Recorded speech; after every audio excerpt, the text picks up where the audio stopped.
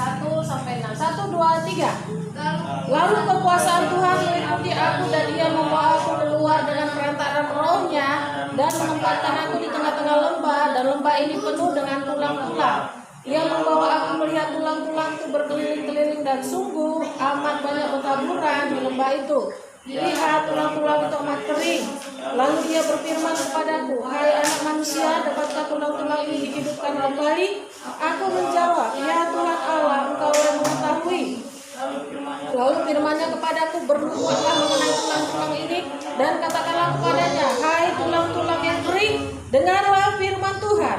Beginilah firman Tuhan Allah kepada tulang-tulang ini, aku memberi nafas hidup di dalammu supaya kamu hidup kembali. Aku akan memberi urat-urat padamu dan menumbuhkan daging padamu. Aku akan menutupi kamu dengan kulit dan memberikan kamu nafas hidup supaya kamu hidup kembali, dan kamu akan mengetahui bahwa Akulah Tuhan. Nah, perhatikan, Nabi Yehezkiel adalah nabi yang bisa menghidupkan mayat. Apa? Menghidupkan mayat, menghidupkan orang mati. Bukan baru mati dia ya, bukan baru mati, tetapi sudah menjadi tulang-tulang.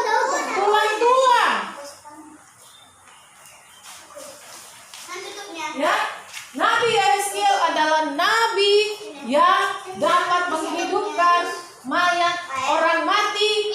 Bukan hanya orang mati yang baru mati, bukan seperti itu, tapi yang sudah menjadi tulang-tulang. Pernah lihat tulang-tulang orang mati?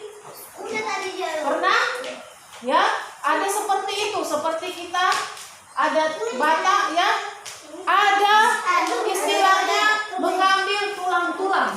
Ya, tulang-tulang opung dipindahkan ya kan, disatukan dengan istrinya.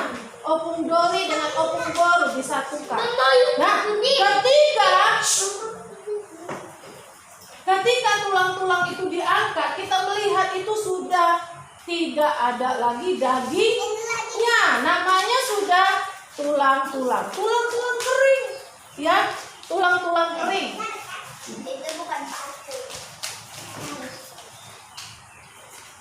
Ya.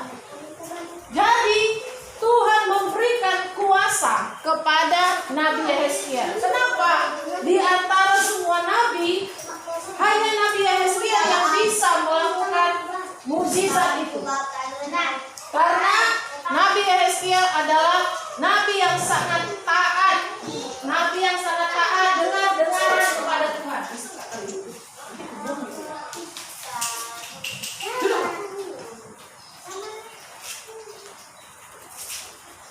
Bagus sekali.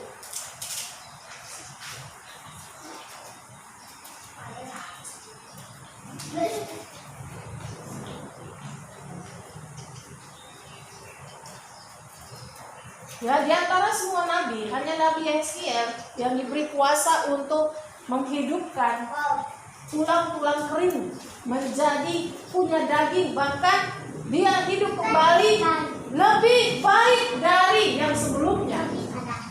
Ya, kita bersyukur Tuhan itu luar biasa. Ternyata dia mencari orang-orang yang mau taat kepadanya, yang mau dengar-dengar dengan telinganya, supaya dia memberikan kuasa yang spektakuler kepada kita. Ya, kita akan diberkati kalau kita mau dengar-dengaran. Ada telinga? Ada telinga semua? Ada. Harus dengar-dengaran, bukan hanya satu aja dengarnya, tapi dua, dengar-dengaran, supaya kita diberkati. Ya, sama seperti Nabi Yehezkiel ini, apa aja kata Tuhan, ya Tuhan, ya Tuhan, ya, dia mau mendengar apa kata firman Tuhan. Tuhan ajak dia pergi ke lembah-lembah yang ada mayat-mayat, tulang-tulang yang sudah menjadi tulang-tulang, mereka tidak dikuburkan loh. Ya, ini adalah tulang-tulang kering dari orang Israel, tentara Israel yang dicampakkan ketika mereka sedang diserbu oleh musuh, gak sempat dikuburkan, banyak sekali. Ya, ternyata Tuhan sangat mengasihi bangsa Israel. Karena itu adalah umat pilihan. Bayangkan saja, mereka tidak dikubur, Tuhan ingat kepada mereka. Ya, Tuhan mengajak Nabi Yehezkiel pergi ke lembah yang penuh dengan mayat-mayat, tulang-tulang kering, tentara-tentara Israel yang sudah mati. Tuhan bilang, aku mengatakan kepadamu,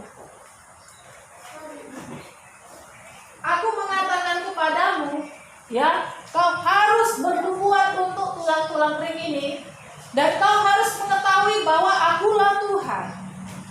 Ya, supaya kita boleh tahu bahwa di dalam Yesus itu tidak ada yang mustahil, tidak ada yang tidak mungkin, semua bisa terjadi kalau Tuhan berkehendak. Ya, yang penting kita mau taat dengaran, bukan hanya satu aja dengarnya, dengaran. Kalau kita nggak mau dengaran, ya udah, silakan hidupmu seperti itu. Kau hanya terima bagian yang kecil, ya. Kalau mau terima berkat yang besar, dengaran. Begitu banyaknya nabi, tapi Yehezkiel diberikan karunia kuasa untuk membangkitkan itu. Luar biasa nggak? Senang nggak keluarganya waktu dilihat dia tentara-tentara Israel yang udah jadi tulang-tulang ini bangkit? Senang. Ya, padahal mereka sudah sedih, nggak ada kuburannya. Ya, kita bersyukur kepada Tuhan.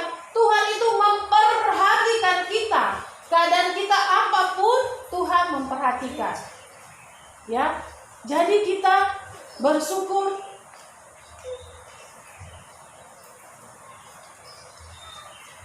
Ya, kita bersyukur kepada Tuhan sebab Dia memperhatikan setiap kita. Diperhatikannya si Rafael, sama seperti Tante lihat. Gimana saya? Jadi bagaimana Tuhan perhatikan kita? Dari mana kita tahu Tuhan hadir di setiap ibadah kita? Ya, dari yang melihat di depan, Dia lihat kita, begitu juga Tuhan melihat. Jadi apa yang kita pikirkan, nggak mungkin aku dilihat. Dilihat, diperhatikan. Apa yang menjadi kebutuhan kita, Tuhan perhatikan. Kita merasa, di mana Tuhan itu? Diperhatikan. Nabi Yehezkiel ini, ya, dia menurut kepada Tuhan. Dia diberkati oleh Tuhan. Sekalipun dia harus rela istrinya meninggal akibat dari pemberontakan bangsa Israel. Ya, Tuhan suruh, Tuhan bilang, nanti apa yang kau kasihi akan dipanggil, akan kembali kepadamu. Tapi kau tidak boleh nangis. Kali. Bayangkan, yang meninggal ini tidak boleh tangisi. Itulah dia, tapi dia taat. Itu luar biasa ketaatan Nabi Yehezkiel. Ya, dan dia mendapatkan kuasa karunia yang luar biasa juga. Dan Tuhan memberkati kehidupannya, memberikan kekuatan. Tahu nggak kalian arti nama Yehezkiel? Allah yang menguatkan, Allah yang memampukan. Sudah ditanya arti nama kalian? Sudah. Seperti Yabes kan? Penuh penderitaan artinya. Nah, ini Yehezkiel artinya Allah yang menguatkan, Allah yang memampukan untuk taat dan dengar. Coba nanti tanya lagi, arti namaku apa, Mak? Kenapa masih bandel? Nggak tahu. Kalau masih bandel, kita berdoalah, Tuhan, angkatlah kebandalanku. Dilempar kemana? Ke muka. Ke Sungai. kemana? Ke sungai. Ke atas. Dilempar ke neraka, ke tubir laut. Bus. Yesus angkat bandalku dan buang ke laut. Ya, bukan ke muka. Muka siapa? Ya, Jadi kita bersyukur Tuhan ternyata memperhatikan, walaupun dia sudah menjadi tulang-tulang kering, Tuhan mengingat, memperhatikan. Dari sini kita tahu, kalaupun kita saat ini sedang mengalami kesulitan, susah sekolah, susah orang tua mendapat berkat karena susahnya dunia sekarang ini, tapi Tuhan memperhatikan kita masih bisa kita jajan, masih bisa main game, masih bisa beli paket, Masih nggak bisa dipakai. masih bisa lagi jalan-jalan. Kita bersyukur karena Tuhan memperhatikan kita, dia tahu kebutuhan kita apa. Jadi kita mau bersyukur kepada Tuhan. Yang penting taat dan dengar-dengaran. Mungkin tidak ada yang bisa seperti Nabi Hezkiel, tapi setidaknya kita mau dengaran. Kita mau taat. Apa yang menjadi bagian kita, Tuhan pasti beri. Tuhan beri bagian Hezkiel sesuai dengan ketaatan dan dengar-dengarannya. Tuhan akan beri juga kepada kita sesuai dengan ketaatan kita. Kalau ketaatan kita cuma 10%, berkatnya 10%. Kalau ketaatan kita 50%, berkatnya 50%. Kalau ketaatan kita 90%, berkatnya berapa? 90%. Ada seperti itu.